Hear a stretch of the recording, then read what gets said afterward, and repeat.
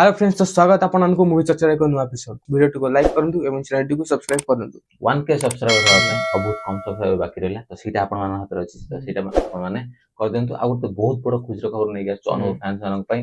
ଆଉ ଆପଣମାନେ ଅପଡେଟ ପାଇଛନ୍ତି ନାହିଁ ଜାଣିନୁ, କାହିଁକି ନା ଅଫିସିଆଲ ପରେ ଆମେ କିଛି ଗୋଟେ ଅପଡେଟ ଦେଇଛୁ। ଆମେ ଏଟା ତ ଜାଣିଥିଲୁ କିନ୍ତୁ ଅପଡେଟ ଗୋଟେ ଆସିଲା କି ଅଫିସିଆଲ ଆସିଲା। ଆମେ ସେଇଟା ସେଇଥିପାଇଁ ସବୁବେଳେ କହିଛୁ କି ଯେବେ ବି ମୁଭି ସହିତ ଚ୍ୟାନେଲ ଆମେ ଓପନ କରିଥିଲୁ ଆମେ କହିଥିଲୁ କି ମାନେ ଅଫିସିଆଲ ଖବର ଆଉ ଠିକ ନ୍ୟୁଜ ଆପଣଙ୍କ ପାଖରେ ସବୁବେଳେ ପହଞ୍ଚିବ। ଆଉ ଭୁଲ ନ୍ୟୁଜ ଦେଇକି ଭ୍ୟୁ କମେଇବା ଆମ ଉଦ୍ଦେଶ୍ୟ ନୁହଁ। ଆପଣମାନଙ୍କୁ ଠିକ ଅପଡେଟ ଦେଲେ ତ ଆପଣମାନେ ଖୁସି ହେବେ।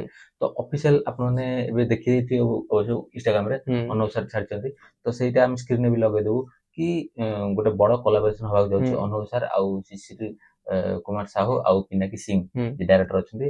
ଆଉ ଆପଣମାନେ ଯଦି ଜାଣିନାହାନ୍ତି ଇଏ କୋଉ ଫିଲ୍ମ ଡାଇରେକ୍ଟ କରିଛନ୍ତି, ମୁରବି ଫିଲ୍ମ। ତ ମୁରବି ଫିଲ୍ମ ର ତାଙ୍କର ଆଉ ତ ମୁଭି ଅଛି କିନ୍ତୁ ଗୋଟେ ରିସେଣ୍ଟ ଯୋଉଟା ଭଲ ମୁଭି କରିଥିଲେ ତ ସେଇଟା ହଉଛି ମୁରବି ଟାଇପ ର ଗୋଟେ ମୁଭି, ଗୋଟେ ଫ୍ୟାମିଲି ମୁଭି କରିଥିଲେ। କିନ୍ତୁ ଅନୁଭବ ସାରଙ୍କ ସହିତ ସେ ଫ୍ୟାମିଲି ମୁଭି କରିବେ କି ନାହିଁ ତ ସେଇଟା ଜଣା ନାହିଁ।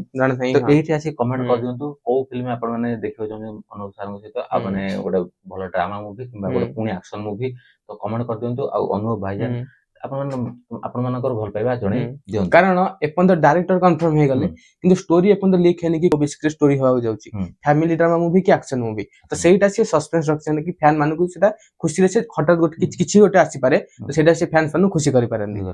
ତ ସେଇଟା ଲାଗୁଛି ଯେତେବେଳେ ଦଶହରାରେ ରାବଣ ଆସିବ, ଦଶହରା ରାବଣ ଆସିବ ନ ଆସିବ ତ ୟା ଉପରେ ଗୋଟେ ସ୍ପେଶାଲ ଭିଡିଓ ତ ଗୋଟେ ଆସିବ, କାହିଁକି ନା ଇଏ ଯୋଉଠି ଆନାଉନ୍ସମେଣ୍ଟ ହେଇଗଲା ତ ଦଶହରାରେ ମାନେ ଆକ୍ଚୁଆଲି ମାନେ ବହୁତ ସାରା ମୁଭି ହେଇଯାଉଛି। ତ ରଜ ଭଳି ଦଶହରାରେ ବହୁତ ସାରା ମୁଭି ହେଇଯାଉଛି, ତ ଦେଖାଯାଉ କଣ ହଉଛି, ତାପରେ ଗୋଟେ ସ୍ପେଶାଲ ଭିଡିଓ ଆସିବ। କିନ୍ତୁ ଆମେ ଆଜି ଯଦି ଇଏ ମୁଭି ଉପରେ କଥା ହବା ତ ଆମକୁ ଲାଗୁଛି କି ଯୋଉଟା A+S କହୁଥିଲେ, ତ ଗୋଟେ ଆସିଥିଲା ଗୋଟେ A+S ଅନୁଭବ ସୁଶାନ୍ତ ମଣି କିମ୍ବା ଏମିତି ଗୋଟେ କହୁଥିଲେ, ମତେ ଲାଗୁଛି କି ଏବେ ଏଇଟା A+S ମାନେ ଅନୁଭବ ପ୍ଲସ ଶିଶିର ସାହୁ ଏଇଭଳିଆ କିଛି ଗୋଟେ, ତ ଏଇଥିପାଇଁ ବୋଧେ ଆଗରୁ ଆସୁଥିଲା। ତଥାପି ହେଇପାରେ ବି କିଛି ନାହିଁ, ଅଭିମନ୍ୟୁ 2 ବି ଆସିପାରେ। ଅଭିମନ୍ୟୁ 2 ଉପରେ କିଛି ଗୋଟେ ଅପଡେଟ ଆମେ ନେଇକି ଆସୁଛୁ ନେକ୍ସଟ ଭିଡିଓରେ। ତ ଏଇଟା ହଉଛି ଗୋଟେ ଭଲ କୋଲାବୋରେସନ। ଆଉ ଏଇ ମୁଭିଟା ନିହାତି ଭାବରେ ସେମାନେ ଟାର୍ଗେଟ କରିପାରିବେ ଯଦି ସବୁ କିଛି ଠିକ ଥାଏ ତାହେଲେ ରାବଣ ତ ଦଶହରାରେ ଆସିଯିବ। କାହିଁକିନା ସେ ଗୋଟେ ବଡ ମୁଭି, ତାର ପୋଷ୍ଟ ପ୍ରଡକ୍ସନ କାମ ବି ଦରକାର, ଆଉ ଏଡିଟିଂ VFX ସବୁ ଜିନିଷ ଦରକାର। ନିହାତି ଏଟା ଆନାଉନ୍ସମେଣ୍ଟ ହେଇଛି, ସୁଟିଂ ଏପର୍ଯ୍ୟନ୍ତ ଷ୍ଟାର୍ଟ ହେଇନି ମୁଭିର। ତ ନିହାତି ଭାବରେ ଗୋଟେ ଭଲ ମାନେ ଅନୁଭବ ସାର୍ ଏବେ କଣ ପୁରା ପ୍ରପର ଟ୍ରାକ୍ ରେ ଅଛନ୍ତି କି କେବଳ ଫିଲ୍ମ କରିବେ, ଗୋଟିଏ ପରେ ଗୋଟିଏ ତ ଅପଡେଟ ଦେଇ ଚାଲୁଛନ୍ତି। କାହିଁକି ନା ଆଗରୁ ଯେମିତି ସେ ରାଜନୀତିରେ ରହୁଥିଲେ ଏବେ ଆଉ ରାଜନୀତି ଠାରୁ ପୁରା ଦୂରେଇକି ଅଛନ୍ତି, ଆଉ ଫିଲ୍ମ ଏବେ ଖାଲି କରିଚାଲିଛନ୍ତି। ଦର୍ଶକ ମାନଙ୍କ ପାଖକୁ ରେଗୁଲାର ବେସିସରେ ଆସୁଛନ୍ତି। ଗତ ବର୍ଷ ଚାରିଧାମ ସହିତ ଆସିଥିଲେ, ଏ ବର୍ଷ ଛକି ଶୂନ ସହିତ, ଆଉ ଦଶହରା ଏପର୍ଯ୍ୟନ୍ତ ବାକି ଅଛି। ଦଶହରା ବାକି ଅଛି। ତ ପ୍ରପର ଯେମିତି ସେ 2017-18 ଟାଇମ ରେ ଯୋଉ ଭଳିଆ ଆସୁଥିଲେ, 17-16 ମାନେ ସେ ଟାଇମ ରେ ଯୋଉ ଭଳିଆ ରେଗୁଲାର ଆସୁଥିଲେ, ତ ଏବେ ସେ ହିଁ କରୁଛନ୍ତି, ମାନେ ରେଗୁଲାର ମୁଭି ହିଁ ଆଣୁଛନ୍ତି। ଆଉ ଏଇଟା ହଉଛି ବହୁତ ଖୁସିର କଥା। ଆଉ ଷ୍ଟୋରି ଲାଇନ ଟା କେମିତି ହବ, ଏ ଡାଇରେକ୍ଟର କେମିତି ଦେଖିବ, କାହିଁକି ନା ଏ ଡାଇରେକ୍ଟର ଯେତିକି ମୁଭି ଅଛି ବେଶୀ ଟିକେ ଷ୍ଟୋରି ଟାଇପ ର ମୁଭି, ଫ୍ୟାମିଲି ଷ୍ଟୋରି ଟାଇପ ର, ଫ୍ୟାମିଲି ଷ୍ଟୋରି, ଆକ୍ସନ ମୁଭି ନୁହଁ। ତ ଦେଖାଯାଉ ଅନୁଭବ ସାର୍ କଣ ଚିନ୍ତା କରୁଛନ୍ତି କି ରାବଣ ପରେ ଗୋଟେ ଭଲ ଷ୍ଟୋରି ସିଏ ବି ଏଟା ଯୋଉଟା କହିଲେ ଠିକ ହେଇପାରେ। କାରଣ ଯେହେତୁ ରାବଣ 2 ତ ଦିଟା ପାର୍ଟ ରେ ଆସିବ, ତ ଦିଟା ଲଗାତାର ଆକ୍ସନ ମୁଭି ହେଇଯିବ। ସେଟା କିଛି ମାନେ ସେ ସବୁ ପ୍ରକାର ଟ୍ରାଏ ତ କରନ୍ତି, କିନ୍ତୁ ଏଟା ନିହାତି ସେ ଗୋଟେ ଅଲଗା କିଛି ଟ୍ରାଏ କରିବେ। ଏଇଟା ରାବଣ ଭିତରେ ଆସିବ, 1-2 ଭିତରେ ମତେ ଲାଗୁଛି କି ରାବଣ ଆগে ଆସିବ, ତା ଭିତରେ ଏଟା ଆସିବ, ତାପରେ ପୁଣି 2 ଆସିପାରେ। କାରଣ ଲୋକଙ୍କର ଟେଷ୍ଟ ସବୁବେଳେ ଚେଞ୍ଜ হয়। ତ ନିହାତି ଗୋଟେ ଆକ୍ସନ ମୁଭି ଯଦି ଅନୁଭବ ସାରଙ୍କର ଆସିବ, ଏଭଳି ମୁଭି ଗୋଟେ ଦେଖିଲେ କିଛି ଅଲଗା ମାନେ ଭଲ ମଜା ଦେଖେଇ ପାରିବେ। ତାପରେ ପୁଣି ରାବଣ 2 ର ଗୋଟେ ଆକ୍ସନ ଆସିବ, ଏଇଟା ତ ଆଶା ଅଛି ଆମର ଆସିବ ଏଭଳି ବୋଲି।